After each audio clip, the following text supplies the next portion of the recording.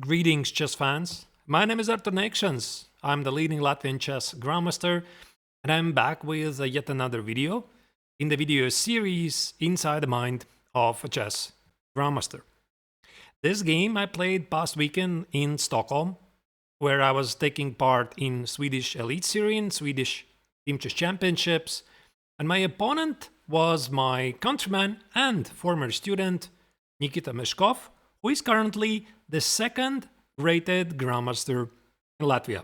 So how this game turned out? Check it out. So I opened up with e4 because this is one of my principal continuations, and I wasn't really sure how Nikita is going to continue. He really likes to play c5 and e5.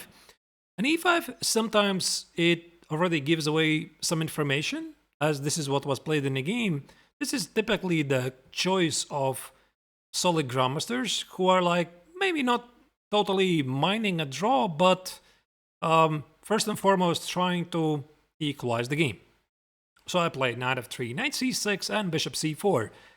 I probably have revealed this secret before, that when I have doubts on how to play the opening, I tend to switch to the Italian game. So here black has naturally many continuations. He played bishop c5. I played short castle, knight f6 d3, the classical Italian game. And here my opponent played short castle. Now the idea of the short castle is that black is not rushing with move d6, and maybe he wants to play d5. And those of you who have been following one of my latest boot camps on the Italian opening, you know that I was recommending move knight b to d2 to stop d5.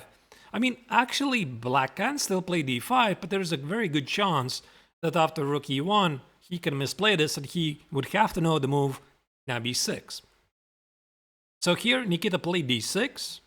I continue with c3 because he already is threatening to trap my last square bishop, so I have to save it, and just in case I'm ready to retreat, c2.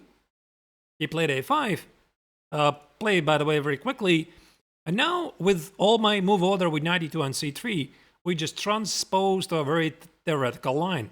And I was thinking, so I know that the main continuation here is h3, rook e1, knight f1, and knight g3, but he definitely would play bishop e6.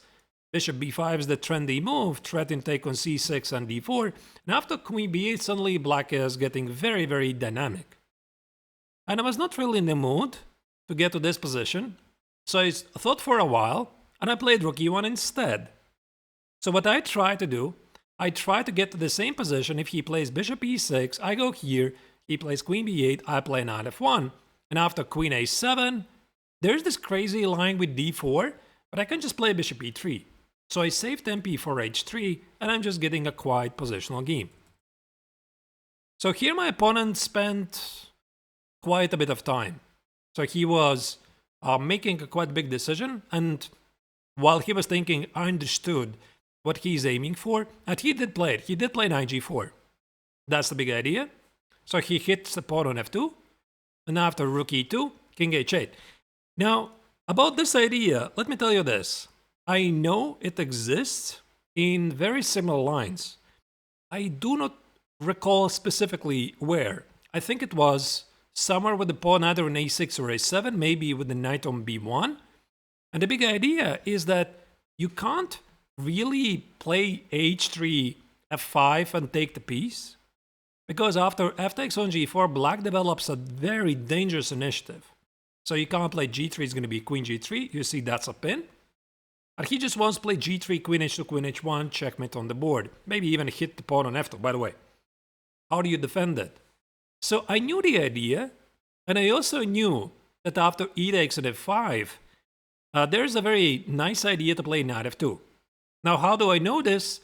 I did play a blitz game back in 2021 against chess legend Levon Aronian, when FIDE Grand Swiss was being organized in Riga. Right after the FIDE Grand Swiss, we had the Lindoris Abbey Blitz tournament of 18 rounds. I played really badly, but the very first game of the tournament was very similar position against Levon Aronian himself. So I kind of know this position that engine says it's about equal, but black is threatening to play something like e4, and it starts to get really uncomfortable for the white king, even though, by the way, the engine says it's about equal. So I was not really in the mood to find it out what happens there. So I play knight f1. So I'm threatening to play d4. He played f5. Now d4 probably doesn't work because of simple captures and at least something like d5, so it's not gonna work. And if I take on f5, what I did not like it, he will play probably just bishop takes on f5. Yeah, or maybe actually even consider the same idea, like takes, and d5, and here and bishop f5 and e4 is incoming. Although this order of the moves seems to be a bit more favorable for me. So what I decided to include intermezzo move bishop g5, which I thought is a very natural move, because if he puts the queen on e8, he jumps under some d4 ideas, and the rook stands exactly where it needs to be. And if he plays something like knight f6, I thought I can take on f5 and play d4. And I was feeling quite optimistic about this position. But the point is, even this line, engine says black is perfectly fine. Yeah, like bishop g4 is a big threat, so I have to play h3. And the Silicon Beast gives a very, very minor edge for white. But actually the game is very sharp, which maybe to some of you is a surprise since we're playing the Italian game. So here my opponent played queen d7 after a longer think, and here I started to think, like a lot. And there were so many contradictions I was considering here. So first, I really want to carry out d4. But probably I cannot do it immediately. He's going to take on e4 and play d5. So I'm thinking, okay, I can include h3. After h3, he plays knight f6. By the way, engine here likes f takes, d takes, knight f6, knight g3, which, to be honest, from afar, I evaluated this position as pretty okay for white. But what I did not understand is that this is a much worse version of the Ray Lopez Yanish gambit. Yeah, if I could show you maybe from the very beginning to look at this position, and there is this line here after knight c6, bishop b5, f5, d3 takes, knight f6 here, bishop c5 here, black plays stuff like this, and always engines give some advantage to white in these positions like bishop g5 and knight e5, etc. So I mistakenly assumed that that position is very similar. So again, let me show it to you. So here we go. Yeah, bishop g5, maybe, yeah, queen d7, h3. You see, it feels very similar. So I assume that that position is pretty much the same as in the Yanish gambit. So I thought I'm definitely better. But the difference here is black has made more progress at the queen side. c3 is a waste of time. And my knight on c3 is not getting to d5. So actually here after queen e8 and knight h5, black is better, because he's simply calling the shots at the queen side. So that's one of the positions that I did not understand. And engine here really favors e takes on f5. I mean, favors, it means that the position is about level. Yeah, queen d to h6, bishop h4, and it's about equal. So I did not understand it, neither did my opponent. So here after h3, knight f6, he retreated. And again, I was thinking most like d4. It was looking very, very exciting, because if he takes on f4 with a pawn, I thought I can play knight e5. He takes with a knight, otherwise I think this position is just worse for black. I have two bishops, he has double pawns in the center, easy targets, he's underdeveloped. To be honest, I don't think that even this position is that simple. But after knight e5, he takes with a knight, hitting my bishop on c4. And after takes, I was looking at this position and trying to understand, do I have any hopes for some advantage if I get the pawn on e4? But I realized I can't get there. So I didn't like this line. Not even to mention about takes. I wanted to take on f5, play bishop e6. He takes on f5, and knight g3, and bishop d3. And I spent quite a lot of time sitting here and trying to understand, can I get some dynamics for the sacrifice pawn? Maybe some queen d2, or even I was looking at some bishop d2 and knight g5 ideas.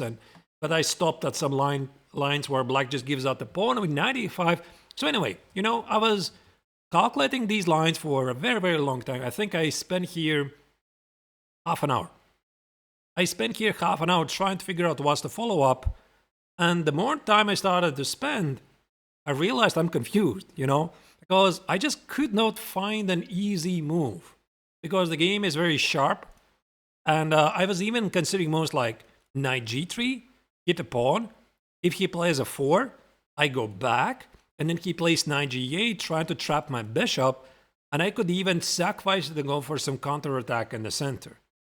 So I was calculating all of this, but I could not reach a definite evaluation. So what I decided to do, I decided to dramatically change the course of the game. I took on f6. And when I did this, I realized that this is a strategically very risky move. Because I was pretty sure he's going to take with the g-pawn. There were also some lines with intermezzo move f takes on e4 and play rook takes on f6. I take on e5 so that he cannot capture my knight on f3, knight e5, bishop e5, and I thought that, at least from afar, I'm okay. Yeah, like, at least I can play knight e3, maybe his bishop on c5 is very strong, but there's no way I'm worse. And I also thought if he takes with the rook here, probably I can play d4 immediately, or even e takes on f5 and d4 immediately. Like here, d4, and his back rank should start to tell at some point. And I'm winning million tempes left and right. So that's why I was pretty sure he's going to take with the g-pawn. I took on f5. He can also take on f5. I play d4. All of this is more or less forced. And now, the fate of the game really depends how we are going to play out the next moves from here. So what I want to do, I want to block the f5 square. So I played bishop d3, which engine doesn't like it, but my idea was to play knight g3, knight h4, and occupy the f5 square. Here the engine says the accurate move is queen d2. And now just check out these lines. So black plays queen g6, hits the pawn. I play bishop d3 to carry out my target. f5, I just take the pawn on e5. Yeah, there's no tricks. I mean, everything at the king side is protected. I'm okay. So he plays queen g7. I play knight g3. So I want to get the knight to f5. He plays here. I play knight h5. The only move is here. I play g4. So the fun starts. Yeah, so it's completely crazy. Yeah, protect the knight. And I expose my king. He could have taken g4 because his queen on g6 is under attack. Obviously, he plays e4. I play knight h4. He plays queen f7.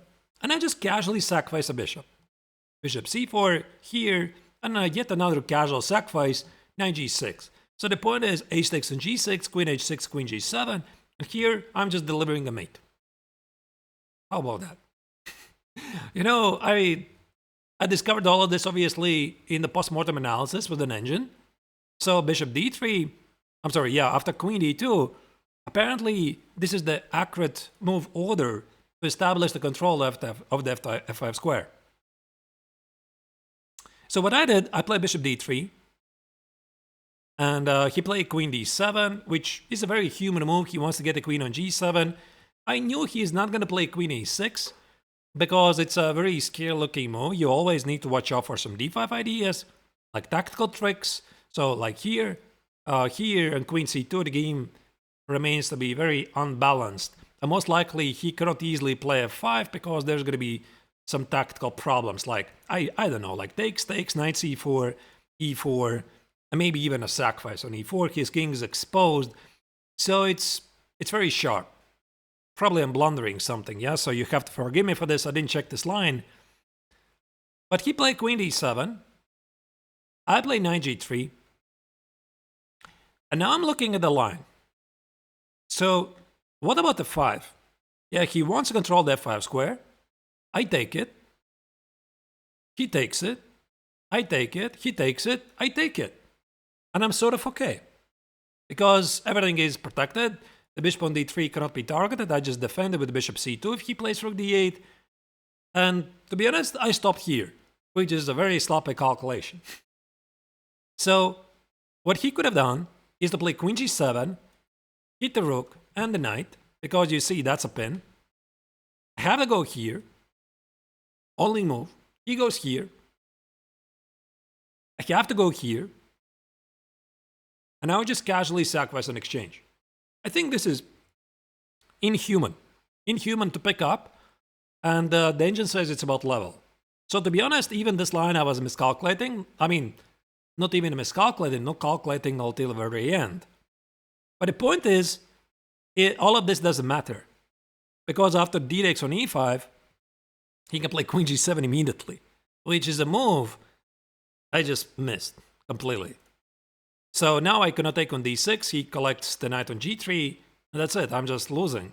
So I would have to play some knight h5, queen h6, and now what? Sacrifice pieces, suppose, and hope for some miracle activity. Otherwise, I just don't know how to defend, like king h2, he just takes on e5, e4 is just killing. So if he had picked up this move, I would have lost the game. I think so. And that's why the knight g3 is a flawed idea, because f5 and queen g7 works. But I suppose he trusted me. He trusted me with my calculations, and he played d5 instead. Which also is a very human move, because he wants to play e4, he wants to play f5. For example, if I go here, he plays queen g7. Let me just show you how quickly things can go out of hand for white. So let's say I take on c8, and we just make some casual move, like king h2. He plays e4, let's say I go here, and he plays f5. It's a complete domination for black. So he dominates the king side, he has the attack, he has a very strong pawn center. So what I realized I have to do, I have to block the f5 square. So I took on c8, I played knight f5, and after queen d7, I probably made the best move in the game, g4. So even though I'm weakening the king, if you know something about the advanced pawn play, sometimes you can use the king's pawns in front of your king for some reasons. And here the reason is you secure an outpost for one of your pieces. So the king's weakening here doesn't matter, but the outpost on f5, or more importantly, blocking the opponent's pawns, it really matters. So here black played rook g8, threatened to play queen f5. I play king h1. Here apparently black gonna play knight e7. I mean, at least I saw I can play knight h4 and put the other knight on f5 and maybe play f3, queen e1, queen h4 and secure my king side. But here, to be honest, I can just take d takes on e5. Yeah, and here black center completely collapses and he's in no position to exploit my weakened king. But here my opponent played something else. He played h5, which I suppose it makes sense.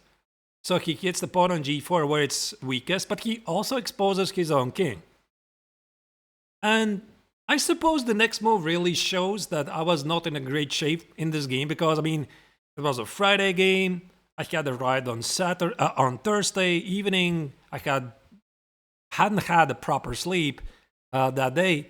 And yeah, now I cannot really explain how I could have played knight h2 just to protect the pawn. I want to play f3, solidify the pawn. But to be honest, I think any other day I would have played like knight h4 instantly, which is such an obvious move, with the idea that the knight on h4 feels simply more active. It supports the knight on f5, and black gonna take the pawn. There's a very easy f3 and rook h2. I mean, this is a very simple pawn sacrifice for a GM level. So rook g5, rook h2, here queen d3, and I just have a massive piece advantage at the king side. So my king feels exposed, but the honest black king is much more vulnerable, and the black pieces on c6 and b6, they're not doing anything. So here I'll just have a two-piece majority against an exposed king. White is easily winning. And I mean, to me, this is like pretty obvious, but for some reason, I was not looking at this. So I played knight h2 instead. He played queen h7. Now I changed my mind, not to play f3. I played rook e3. I thought this is really smart, because if he ever takes it, I can play queen f1 and rook h3 to hit the queen on h7. He played here. I played queen e2 with the idea to get another piece to the defense and try to solidify the knight on f5. And now my opponent plays knight e7. All right. So this is the moment when we have played 25 moves, so that you know the time control for the game is 90 minutes for 40 moves, 30 minutes until the end of the game after move 40, and extra 30 seconds per ever made move. We had about 8 or 9 minutes each. My opponent plays knight e7. I originally had planned, as soon as he's going to play knight e7, I'm going to trade it. So here I looked at briefly at some other options. I didn't find anything, and I took on e7. But if your tactical vision is sharp, you're going to notice I can sacrifice the rook. And the game is instantly over. So the point is knight f5, I just take on e8. And if he takes on e5, I take on e5 check. And after rook g7, it feels like white has nothing. But the rook on e8 is hanging. It's just wow. You know, it's such an easy shot, but I missed it. My opponent missed it. And I think that it strictly falls in the category, it's difficult to spot things, tactical things, that are not there a move before. And a very famous example is the Game 6 of the World Championship match, Magnus Carlsen against Vishy Anand, where Magnus played King d1 instead of King d2, or was it King e2 or King e1? And Vishy missed an easy tactic, which gives him a 2-pawn advantage, and the match could have turned either way after that. So, yeah, I missed it. I took an e7. Now I play queen f3 because I noticed there's another pawn under attack, and typically this is how it goes. You tend to miss things when you see something else. You know, when your mind is preoccupied with something, and at this moment, you're not even looking at some other opportunities. This is what happened to me. My opponent played rook f7. I took the pawn on d5. And here the critical moment after h takes on g4. So I was looking at this. H takes rook g4, rook g1. I have an equal position. But apparently I want more. So I thought, why not play rook g1? And I had an idea. If he takes on h3, if I take on g8 and he takes with a king, I can give a check. And queen d8 kills. So king f8, king h8 is queen d8 is a mate on the board. But apparently rook e to g3 is even stronger. And I'm just having a killing attack. So my opponent here could have taken the pawn on d4, play rook d7. I saw this move. I play queen e6. I hit a pawn on f6. And I originally had thought that this is a pretty okay position, because if he plays bishop d4, I'm going to play like, what was it? You know, I don't remember. Maybe here. I think I was planning to play this. But at any moment, I was missing to remove rook d6.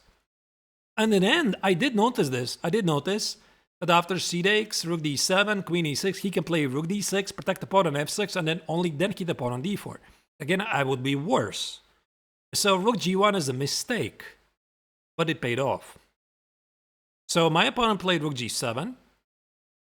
I took on g4, and about here, he realized that he had blundered.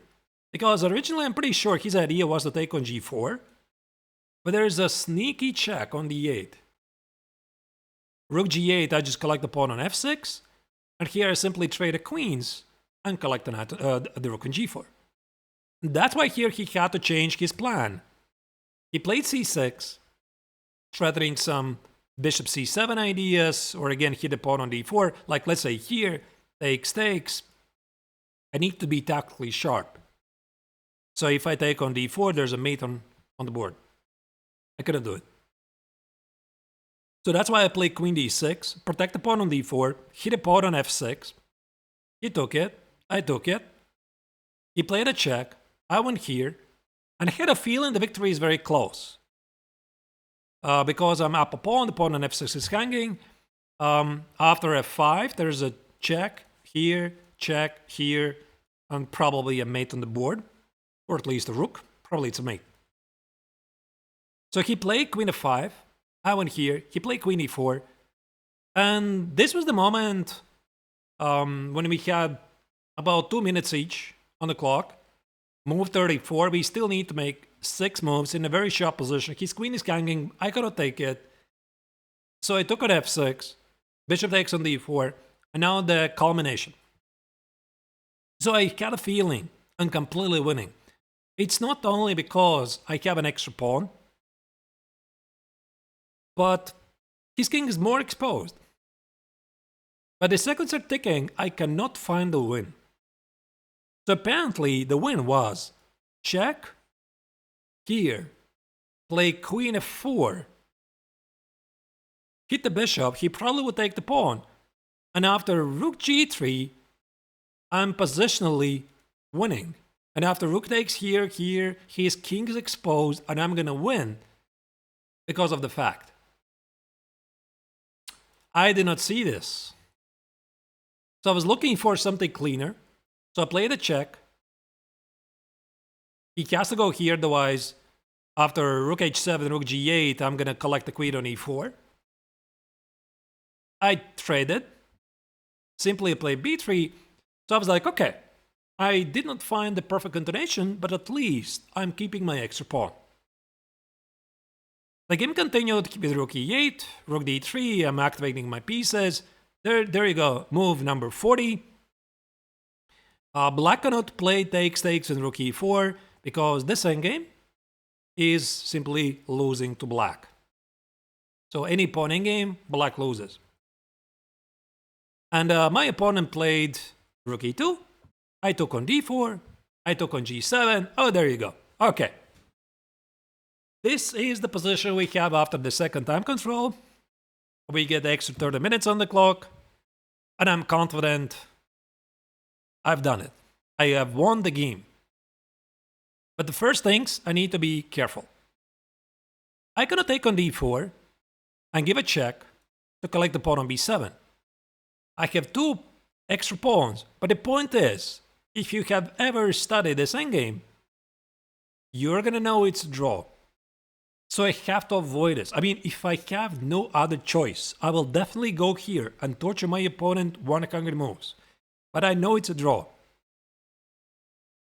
So I can't do this. So I'm thinking, why don't I just play a4?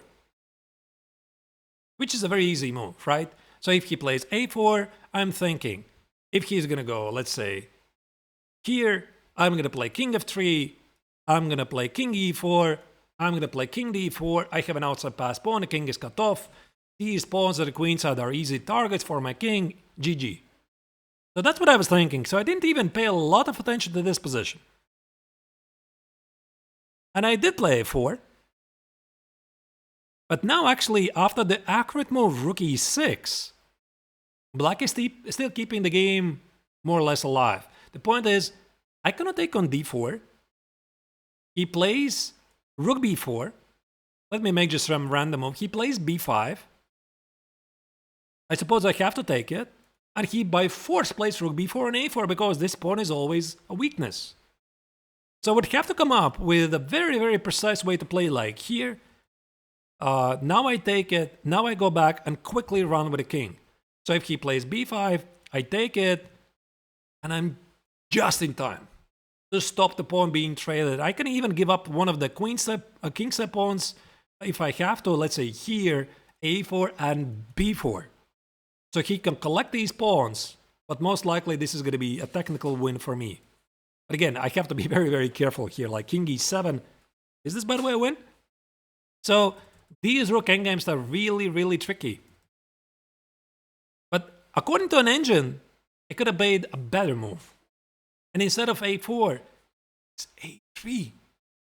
Now, why a3?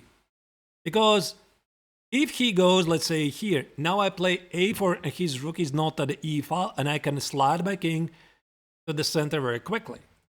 If he plays rook b2, I can do the same. And I'm winning. So it just won one move, a3, and that's it. Black is immediately toast. But I played a4. My opponent did not play rook e6. He played b5. Again with the same idea. Like takes it, he plays here. Takes it, here, here, rook b4, a4, f and h pawns in the rook endgame is a theoretical draw. So I could do this, but I thought I'm really smart. And I spent here like 3 minutes. You know, again, not really paying enough attention to this position. I just play king f3. I thought, that's it. It's winning. And if he plays, let's say here, I thought he has to go here, some rook c3 ideas. So again, I take on b5, I play king e4, I take on d4, and now the key move is after a4, I have king c4. So I'm ready to play either b takes on a4 or b4, and I'm easily winning.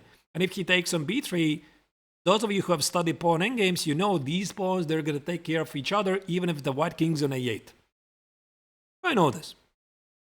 So it was a nice idea on paper, but what I missed is that my opponent has the only move to stay in the game.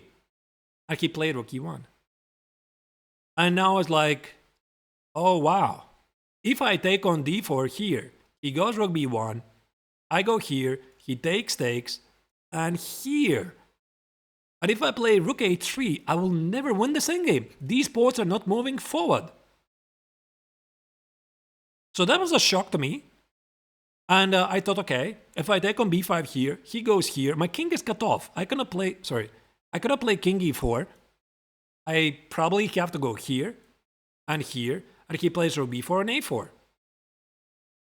So I was thinking about all kinds of ideas, like let's say I take it, he goes here, I go here, I go here, he goes rook b4, he goes a4, again he trades off the pawn.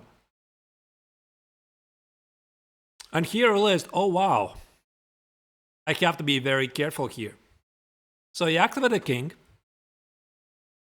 I put the pawn on f3. I was playing for some zugzwangs. So again, he cannot really take on a4 because he is unable to put the rook on b4. He doesn't want to play b4 because I'm going to collect the pawn on d4 and I can easily defend the pawn with rook d3. He went rook e2. So I'm thinking, okay, by the way, here king e6, I can take on d4, and now the key idea, look at this, check. Because the king was on e6, I'm able to defend the rook from the active e4 square. And again, I'm easily winning. So that's why here my idea was, I'm giving him a zugzwang position. He played here, I played h4. He played here, I played h5. I have to do something. I cannot take on d4, I cannot slide my king to the queen side. He took on a4, played rook h1, and there you go. This position. Is it winning? Is it not winning? Who knows? I don't know. I have never seen such a position in my life. Even though I'm typically very good at endgames, this endgame is not easy. So I was trying to figure out what should I do. I was thinking I need to find a way to activate the rook so that it hits the pawn on a5. So either I push the f-pawn forward, or I play something like f4 and put the rook on g5. How do I do it? I play rook c4, gave a check, he gave a check, here, and now apparently engine says this is winning for white, because black made some bad checks and this was apparently not the way to play. And apparently the win was either check, let's say check, he cannot play at the d file, he's cutting off his king. Now I go here. Now I go here. He could have played king e5. I give a check on c5. And I play king e4. And apparently I'm dominating him. Put the rook on a6 and collect the pawn on a5. It's very instructive. Actually, to be honest, I think you still need to show some technique here. Like here, here, here, here. Where's the win? Because f5 is going to be rook h4 check. So tricky. So I didn't figure this out. I played here. And also, one of the tricks that I was using in this position, since the very beginning, since this endgame ensued, I was looking for a win. But then, since I was unable to find a win, I decided to turn it around and force my opponent to find the defense instead of me trying to find the win. Because I can shuffle this position here and there, no problem, I have no risk, and it's my opponent who has to figure out what's the defensive setup. He also doesn't know this position.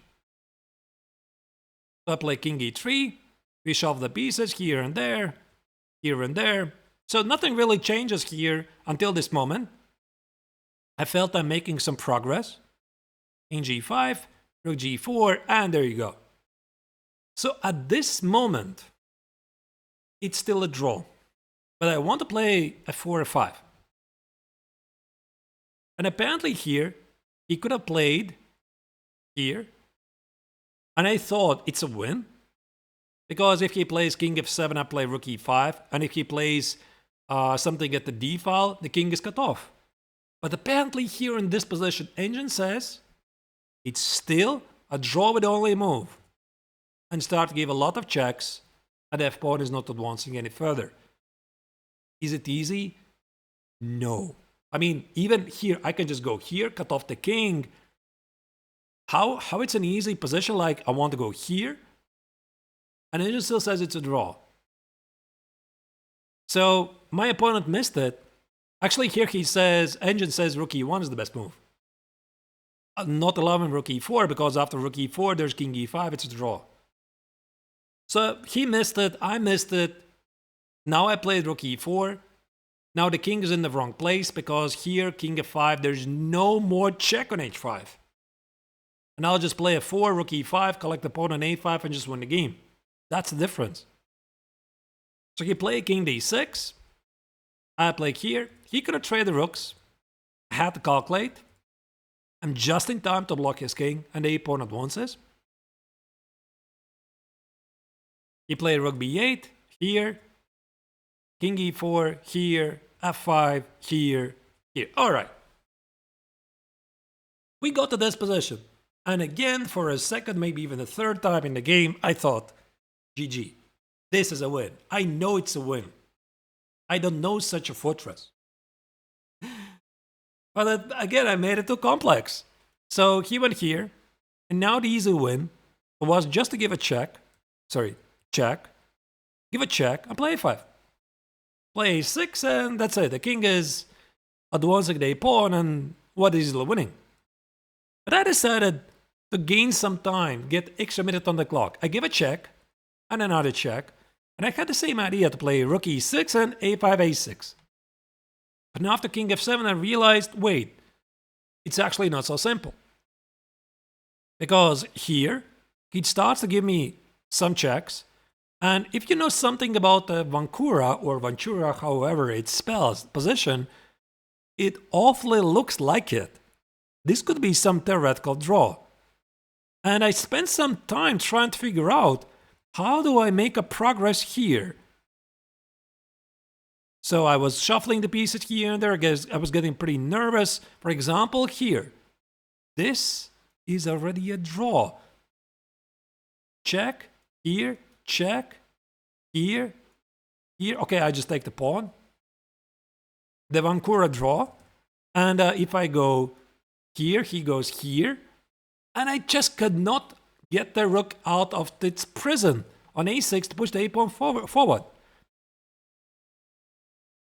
So I just shuffled the pieces here and there, and finally I found it. I found the move rook a7 with the idea, if he goes forward, he cannot take the pawn. I just slide the rook. Yeah, there's this very cute victory. Here, rook h6, king d7, and rook h8. I'm advancing the a-pawn, and if he takes it, I'm collecting the rook. To be honest, I think there was already another victory here. I could have played just rook a8 and a7, and the king is not in time to make g7. So it's easily winning. So the bottom line is, now is easily winning. The king was cut off to the final rank. and the game ended with a checkmate on move 101. But you know what's funny? What is funny? In this endgame, I completely forgot about a very basic winning idea. Rook a8, a6, a7, and push the f-pawn forward. I mean, for some reason, I didn't think about this, so again, I would have to contribute either to poor form or the fatigue in the game. So I played in total the game for 6 hours on Friday. We finished at midnight. The game started at 6 p.m. Swedish time. That would be 7 p.m. So I was playing until 1 a.m. essentially, Latvian time. So my brain was simply not functioning. Either way, it was quite a comedy after Rook endgame. I was missing so many victories, and I had to, in the end, find some free way to win this. But you know, either way, I'll take it. I'll take the worst win over the most beautiful loss or the most beautiful draw at any time. So that was it. Very, very long and tense game with mutual mistakes in the middle game after the opening. Both of us, we did not understand the position, certain pawn structures. We had assumptions that were wrong. Also, we missed a couple of times some tactical shots, made wrong evaluations, but in the end, I was still slightly better. So that's it. That's my game. Hard-fought victory. Write your comments about endgames. How easy do you think this endgame was about the blunder, Rook e5? Do you think it's acceptable at the GM level? Not really sure. But I enjoyed the game. It was a very, very tense game. And of course, if you liked the video, please press like and don't forget to subscribe to my channel. Thank you for watching.